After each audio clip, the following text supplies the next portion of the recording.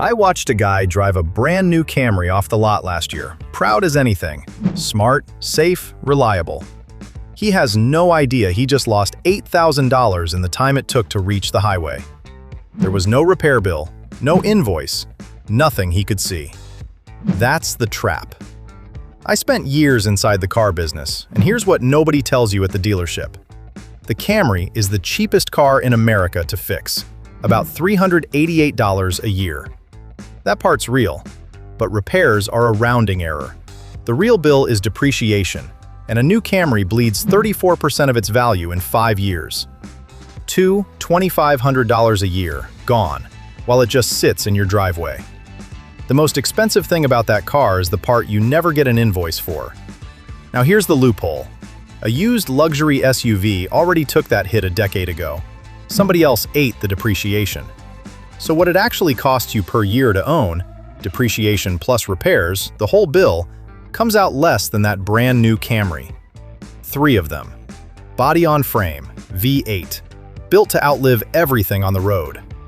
I'm going deepest on number 1 because that's the one I'd hand to my own family. But start with number 3 because the way it wins is almost unfair. Number 3, the Infiniti QX80, 2014 to 2016. This one wins by losing. A new QX80 stickered north of $65,000. Today, an 11-year-old one with reasonable miles sells for $11,000 to $18,000. Someone else ate $50,000 in depreciation. You get the truck.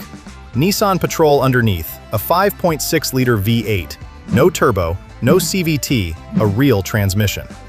I sold one to a contractor named Dave. Big family, towed a boat on weekends, allergic to car payments.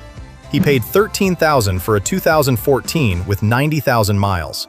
Told me later it was the first vehicle he'd owned that didn't make him nervous pulling the trailer.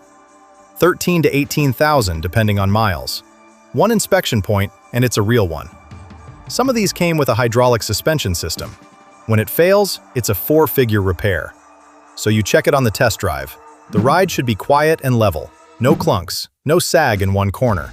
If it's clean, you've got an $80,000 truck for the price of a used Corolla. Number 2, the Lexus GX460, 2012 to 2014. This one wins the exact opposite way. Where the Infiniti crashes in value, the GX refuses to. It holds nearly 66% of its value over 5 years, the second best resale of any luxury SUV in America. So your depreciation, year over year, is almost nothing. That's the cleanest math on this whole list. You're barely losing money to own it, and it earns that.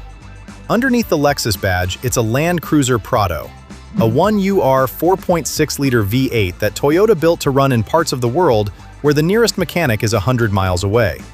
This is the SUV that gets handed down, not traded in.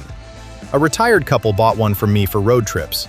Wanted something their grandkids could pile into, something they'd never have to worry about in the mountains. $17,000 for a clean 2013. They've put it through 3 national parks and a Canadian winter without a single problem.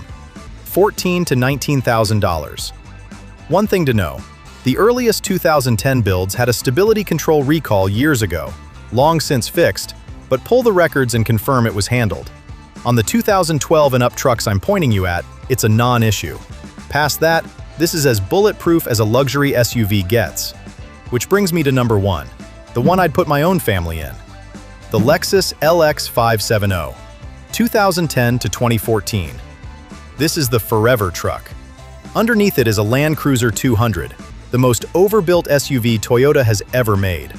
A 5.7-liter V8 designed to cross deserts and outlast its owner. People don't sell these because they break, they sell them because life changes.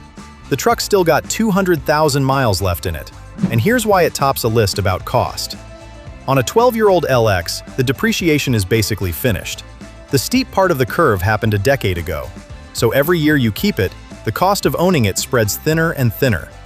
Buy one and drive it 10 years, and the cost per year drops to almost nothing, because nothing else lasts long enough to amortize the way this does.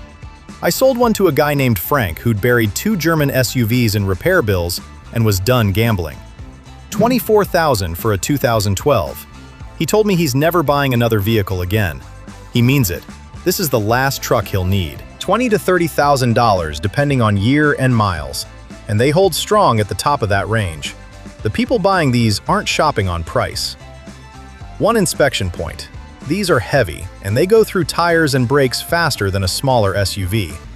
Budget for that. It's not a flaw, it's physics. Past that, you're buying the closest thing to a permanent vehicle the used market sells. So let me get ahead of the one thing the comments always bring up: fuel. Yes, these are V8s. They drink more than a Camry. I'm not going to pretend otherwise, but run the real math. A new Camry loses $2,000 to $2,500 a year to depreciation alone.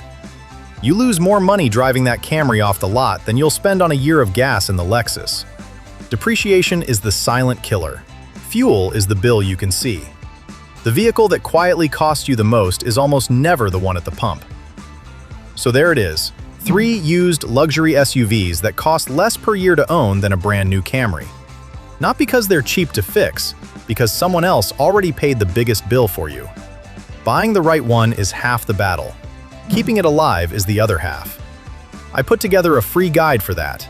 The Mr. Car Insider Field Manual. 10 hacks from inside the industry, built to save you over $1,000 a year. The flashlight test that catches a $40 air filter scam.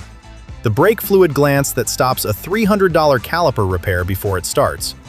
Links in the description. Free, no email tricks. And if 25 grand is your ceiling and you want the full playbook, I broke down 5 used luxury SUVs under $25,000 that are secretly Toyotas, Hondas, and Fords wearing a costume. It's on screen now. I'm Mr. Car Insider. I'll see you in the next one.